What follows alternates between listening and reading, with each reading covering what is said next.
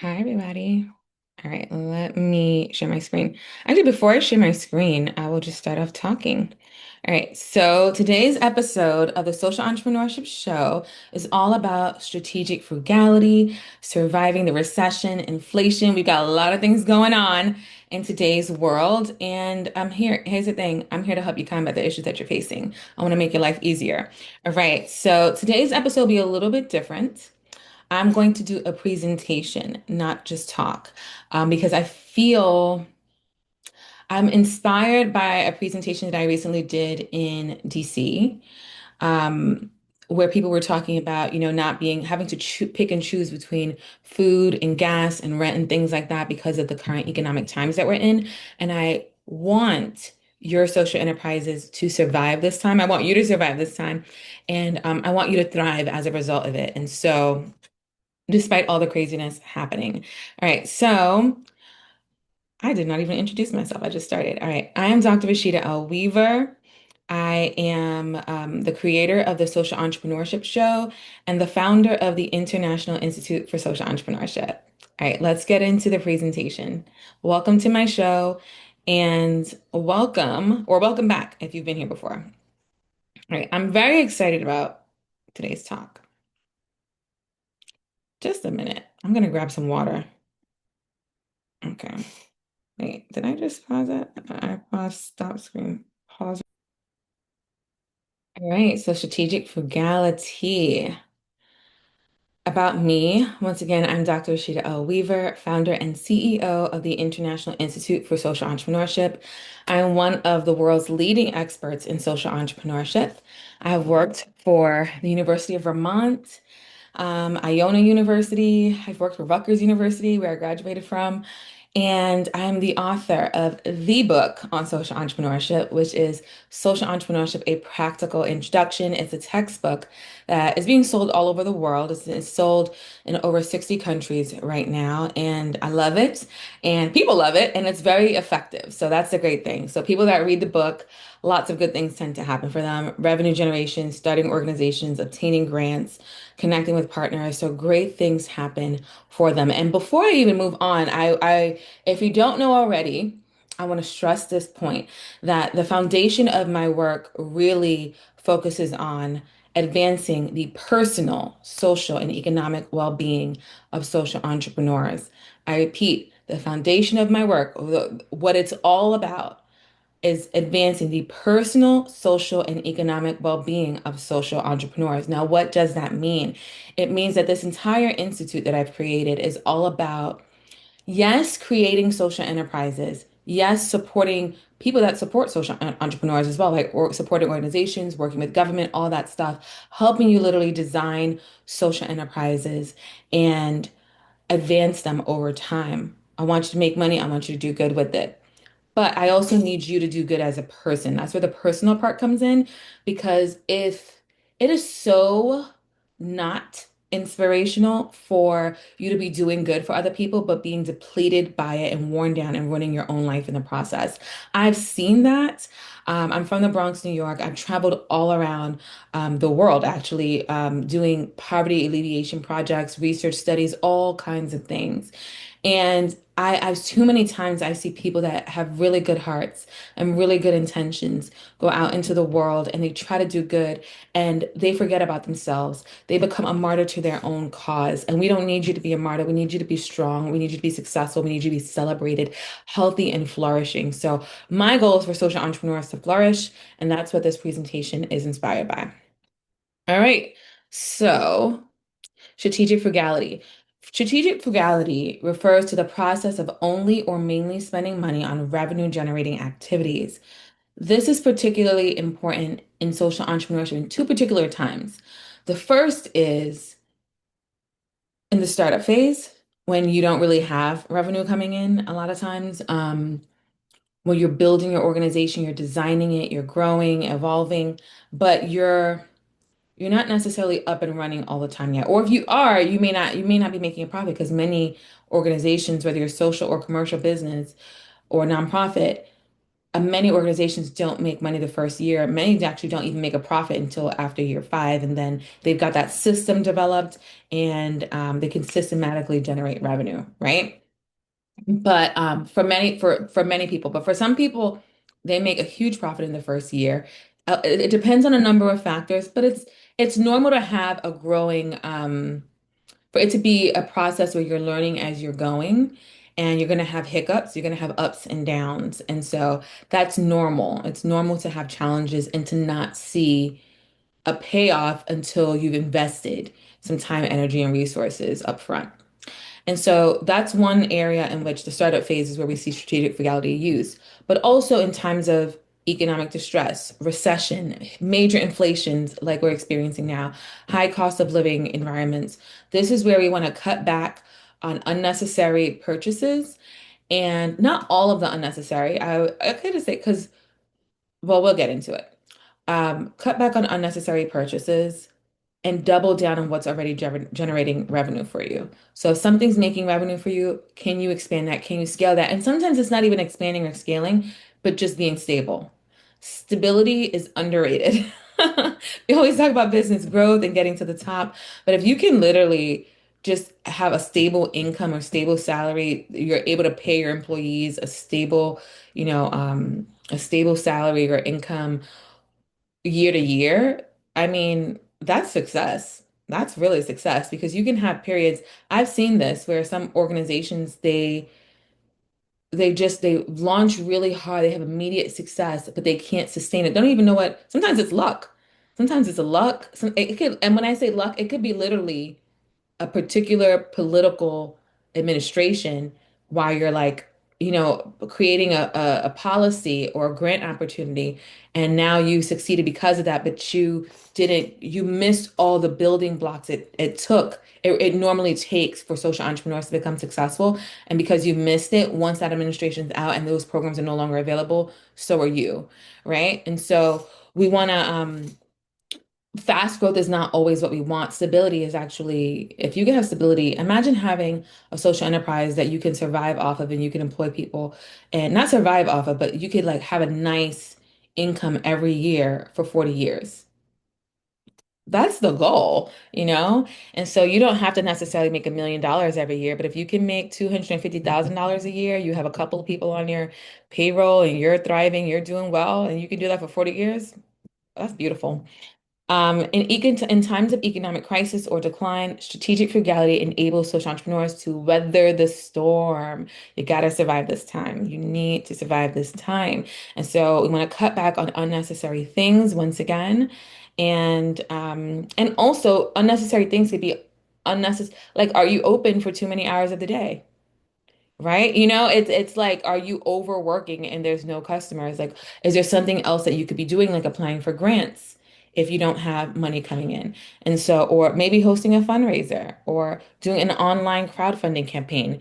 How are you using your time? Cutting back doesn't necessarily have to be cutting back on purchases. It could literally be cutting back on what you are physically doing in one area. Okay, how you're using your time. Cash reserves. So it's important during this time to maintain and fund an emergency fund over time. Reflect on your needs versus your wants. Your emergency fund, it should cover expenses, not everything it should cover your core operational and variable, whether they're fixed or variable expenses. And so, for example, bonuses, that's not a real need.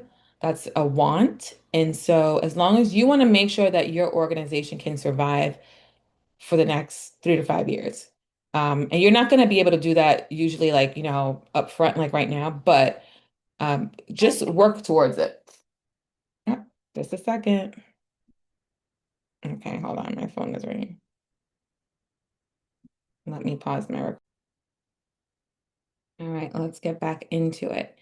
All right, so my phone rang.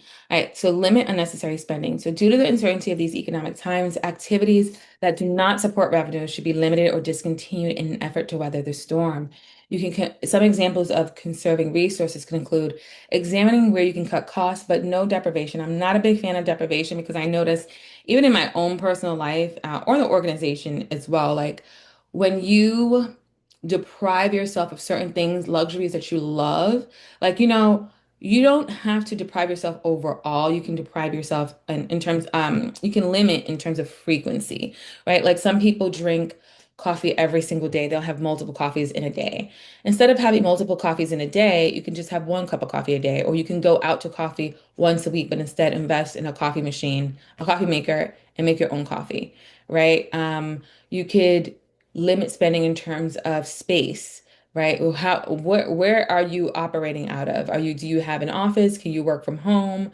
Um, can you go into the office a couple of days a week and like limit how much? Because there's workstations at co-working spaces, for example, and you can get them for about $45 a month for like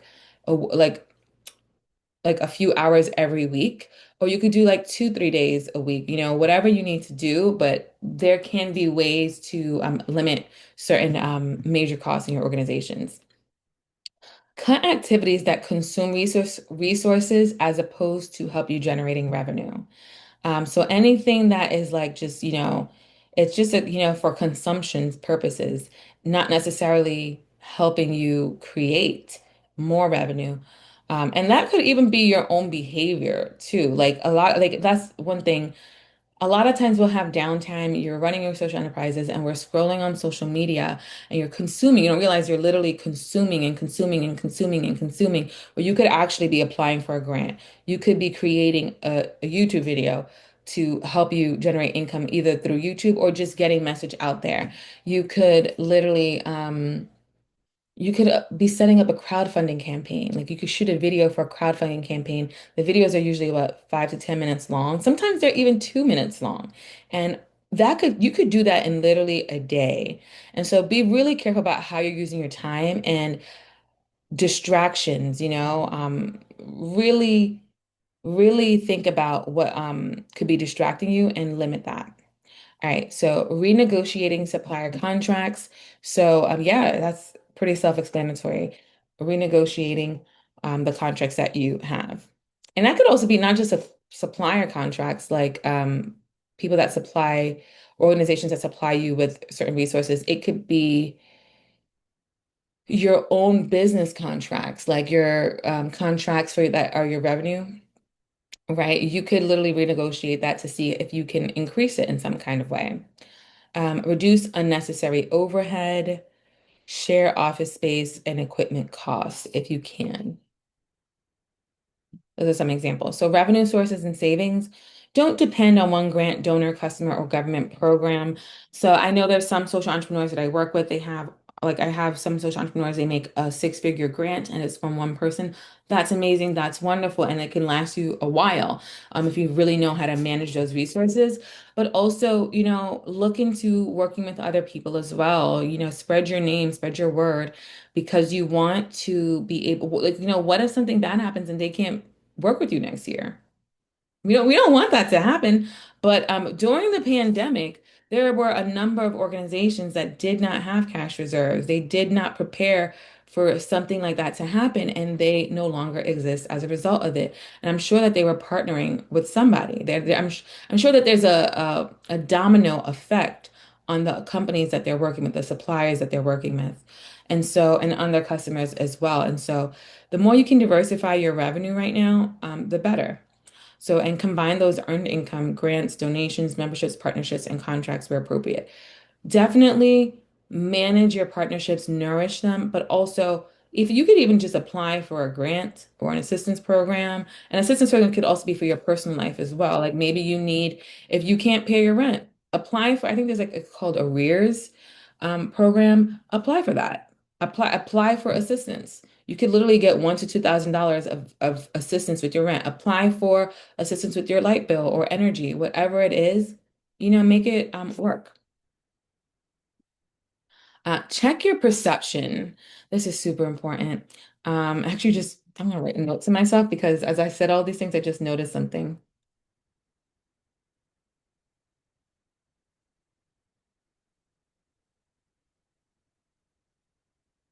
Yeah. All right. So sometimes people in survival mode are in survival mode, even when they are actually prosperous in reality. So sometimes I've seen this. I've seen this with a lot of wealthy people. Well, I should say rich people, because you could have a really big house, a really nice car, really nice clothes, but if your income is stretched to the max, like if you're making $250,000 a year and you are spending 240,000 or 245,000, or even worse, you could be spending 265,000. So now you're putting a bunch of things on credit cards, right? And so you could literally be in survival mode because of that. And so you're technically, I mean, you have this beautiful, amazing lifestyle, but you need to cut back on some areas so that you're not in survival mode. But there are also times where I've met people, I know people who are literally very, very wealthy, and because they were poor at some part in their life, because they grew up impoverished, because they've gone through a hardship, maybe they lost, maybe they were married and the person left them, and now everything's all on them. I've seen people, they are actually fine in reality, but because of the trauma, they think that they're in survival mode and they operate as if they're in survival mode. But in reality, they are thriving. They are doing well. They have more than the majority of human beings on the planet. But in their mind, they don't. So, ask yourself, like, are you actually in a personal crisis, or are you just sensitive to the environment? Is it trauma that is like bothering you from the past, that you just have a fear of being poor again, and that's a very legitimate fear. But the thing is, you have to be careful with that because the law of attraction, right? And so you could become a self-fulfilling prophecy, some way. I'd say gratitude is the best way to go in situations like that. But sometimes sit down, be grateful, check your expenses, just look at what you've got going on in reality. All right, new opportunities. Economic hardship often creates new social problems. Every time there's a social problem, that creates an opportunity for a social entrepreneur, to make an impact. And so there's new opportunities for social innovation. Affordable housing could be an opportunity. I know social entrepreneurs that do that. They'll buy a building. They'll maybe even work to have the building run as a nonprofit organization, turn it into a shelter, or turn it into transitional housing, temporary housing for people that need temporary housing. So there's so many amazing things that you can do when problems occur, right? So employment services, food access. If you see certain challenges popping up in your community, don't just internalize them, but start to think creatively about how your social enterprise can possibly address those problems, right? And think about what government programs are happening right now. Like, take advantage of those government programs. So sometimes there will be a grant, and they just need you as a social entrepreneur to disperse it to different amounts of people. Like the government could literally say, okay, we have $100,000 for food insecurity. We're going to give it to you as a social entrepreneur for you to figure out, develop a program where, and you can develop a proposal. Um, I was going to say, because I have a tendency to develop proposals long before I actually need to use them, just because if I have an idea, I'll develop an idea, a proposal for it, and then it usually becomes there's usually an opportunity that eventually pops up, and I'm already prepared for it. And that happened to me a really good way a few years ago. But what was I saying? I lost my train of thought. But yeah, apply for funding and all that good stuff. Okay, saving technology is an example where demand may increase. And for some inspiration before I close out this episode, this season's temporary. And so that's what I want you to recognize as we go through this. It is a temporary season. There are different seasons in life. I have a whole article called Winter Always Comes. Winter is a synonym, is a metaphor that I use for hard times, right? We're always going to have fall, spring, and summer. It's going to come. It's going to be nice. It's going to be beautiful. It'll be colorful. It'll be wonderful in its own way. But when winter comes, it's a little harsher. You need more clothes. You need more, you might need to stay inside a little bit more. And harsh economic times, there's a lot of parallels between how we have to operate in the winter and how we operate in, recessions, right? You might have to stay in more so you can save more money, just like you would have to do in the winter, literally. And so focus on weathering the storm and know that the sun really does shine brightest after a storm. After every period of economic decline, after every recession, better comes. And I've heard a lot of people saying things like, America will never be the same as you know it. And I actually believe that, but that doesn't necessarily mean it can't be better, because I remember, I'm not going to get political, but I do remember the recession of 2007. And I was working in banking at the time, actually, interestingly.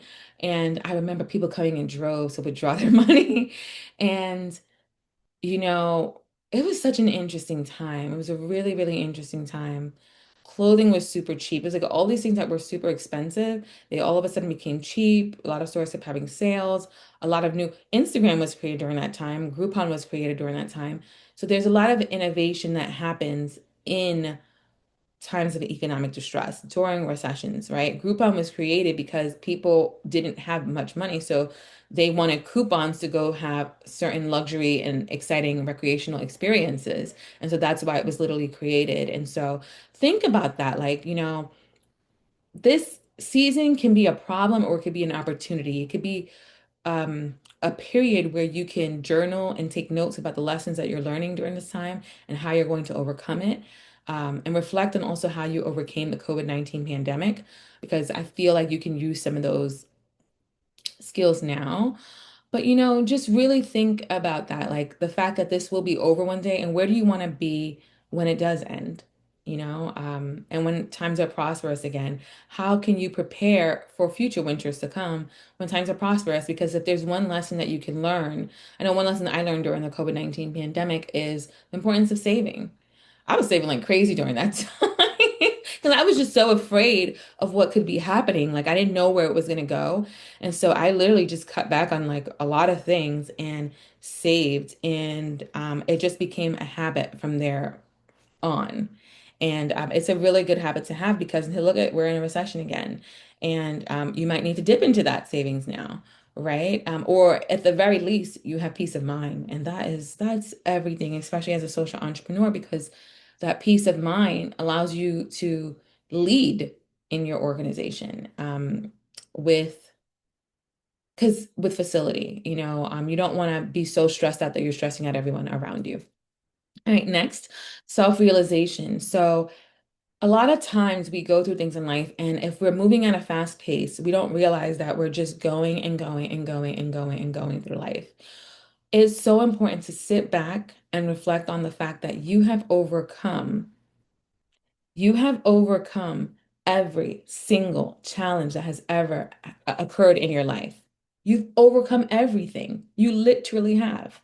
And a lot of you have done it all by yourself. So I want you to give yourself credit for that.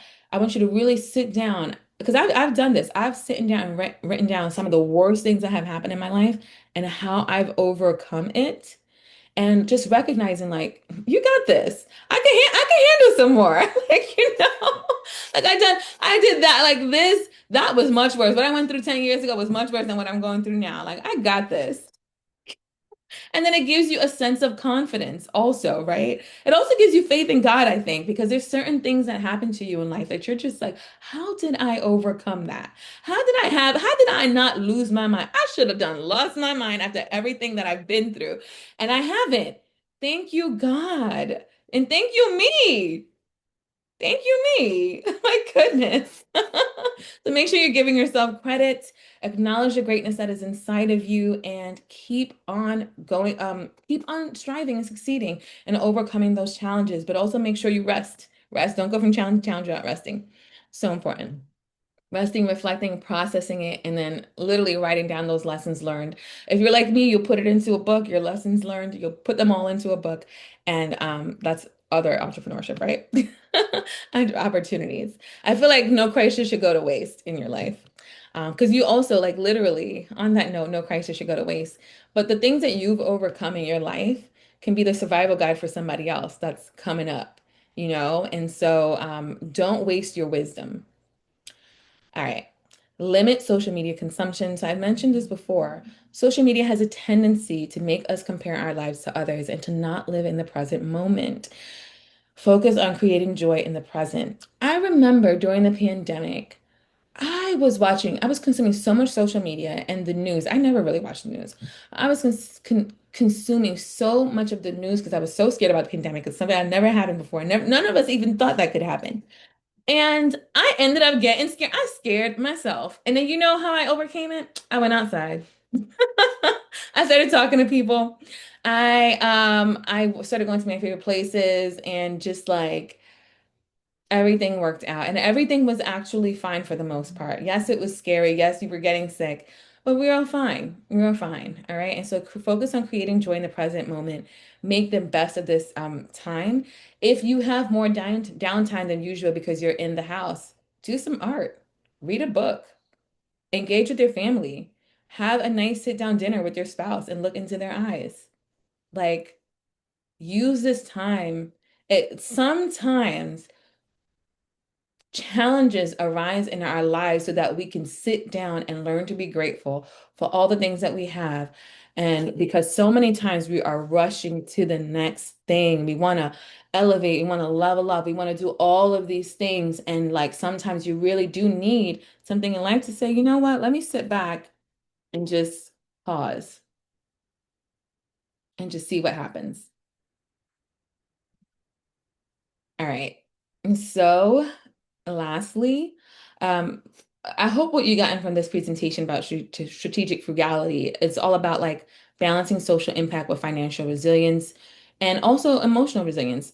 Emotional resilience is key to social entrepreneurship because you will have ups and downs, but also think about like what we're studying, right? It's social problems, and we're transforming social problems into an opportunity for positive social change as well as economic well-being and personal well-being. And so you have to have that kind of resilience there. If you need more information, contact me at rashidaweaver.com. Definitely get a copy of Social Entrepreneurship, A Practical Introduction. You can go to my website and book a coaching session or a mentoring session with me. And definitely the boot camp is also coming up. So we have a fall cohort for the boot camp. We don't have the flyers out yet. We don't have the application out yet, but stay tuned. Keep going to the website. Go to my social media pages. You'll see information about the new boot camp coming up soon. All right, thank you so much. Like the video if you like it, and please subscribe, share the video with anybody that can use it because it has a ton of valuable information about how to navigate this time. Have an amazing day.